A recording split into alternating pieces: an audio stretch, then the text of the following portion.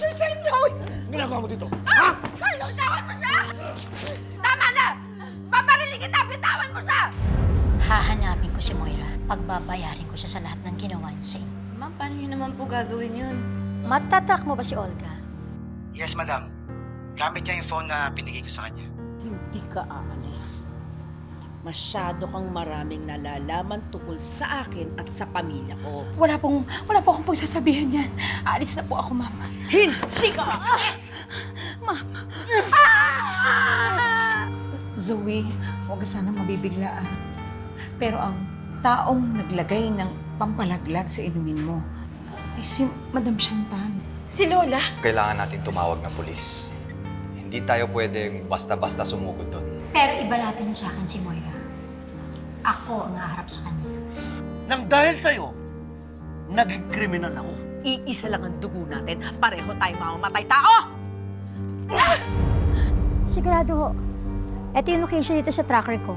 Igagather ko yung mga tao. Kung kaya niyo pong protektahan si Zoe, gawin po ninyo Sana po hindi po siya masaktan. Siya ang tumawag sa akin para ipapatay si Dax. Totoo ba yun? Listen. Ikaw din ba ang nag-utos kay Lola Chantal para patayin ang baby ko? Ginawa ko yun para sa'yo. Nagkandaleche-leche ang buhay kong kakaisip para sa'yo. Wala ka ng anak! Nagising na si Zoe. Tanggap na niya na may nanay siyang demonyo. Olga! Nangyayari? Alam ko nandito ka, Olga! Nasa ka? Hindi mo ako maluloko. Alam ko nandito ka lang. Nasa si Olga? Ha? Hindi kayo makapagsinungaling sa akin. Alam ko nandito siya. Olga! Wala ho siya rito. Ha? Anong wala? Nasaan siya? Alam ko nandito siya. Huwag kayong magsinungaling. Nasaan siya? Wala ho siya rito. Nandito po siya kahapon pero umalis din po. Katunayan nga po, eto po, naiwan niya pong cellphone po niya. Pero wala na po siya rito. Kahit na halugugin niyo pong buong bahay.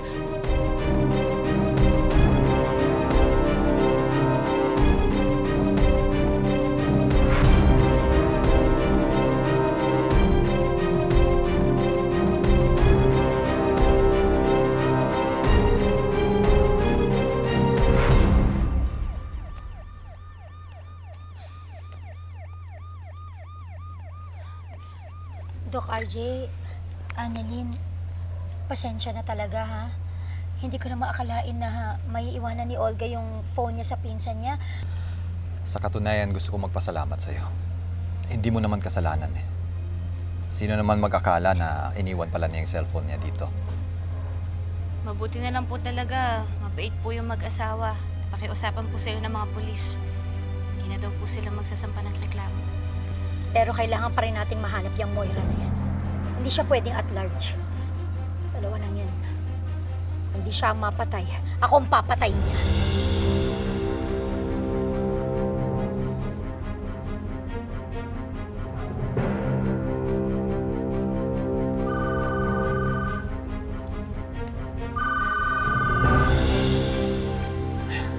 Excuse me lang. Hello?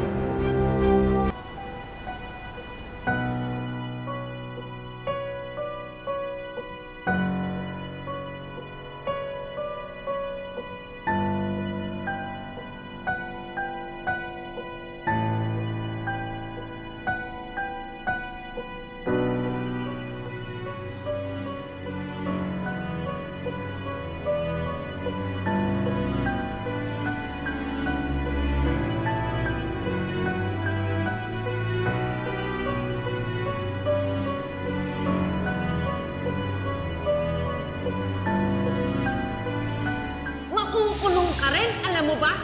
Sa'yo lang siya galit. Anong gusto mong gawin ko? Umamin na lang?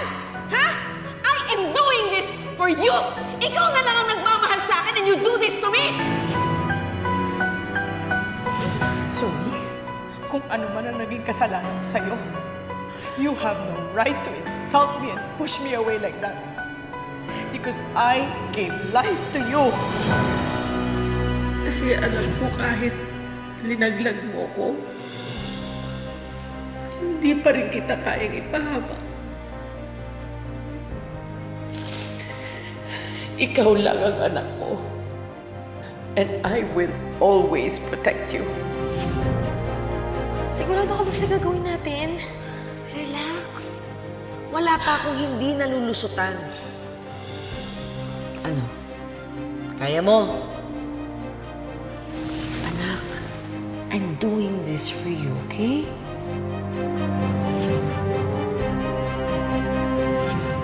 You stop crying. Walang mangyayari sa kakangawa mo. Hindi mo ba nakita? I lost everything! Sa tingin mo, hindi ako apektado. I am furious na nabuking tayo. Pero hindi ako susuko. Anak! Ako sa aking anak! Dahil hindi mo ako tinuring na anak! Hindi mo ako mahal! Sarili mo lang yung mahal mo! Sarili mo lang yung iniisip mo!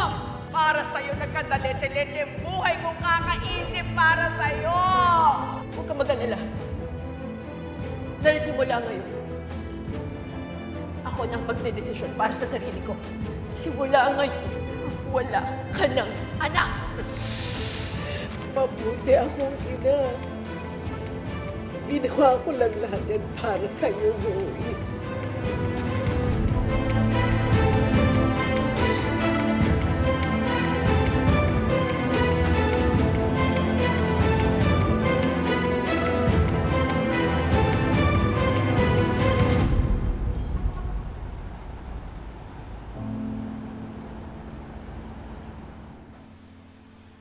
Olga, ma'am, pagtimpla mo nga ako ng kape.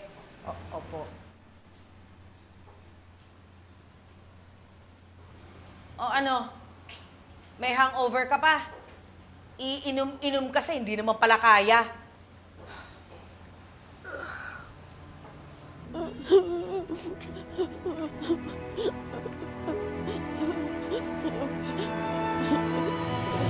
Hindi man ako mawawala eh. And I promise I won't leave your side. Whatever happens? Whatever happens. Huwag na huwag mo akong kakalimutan, ha? Basta anak, tatandaan mo, ha? Mahal na mahal kita. At wala akong pinagsisisihan. Dahil lahat ng ginawa ko para sa'yo. Zoe!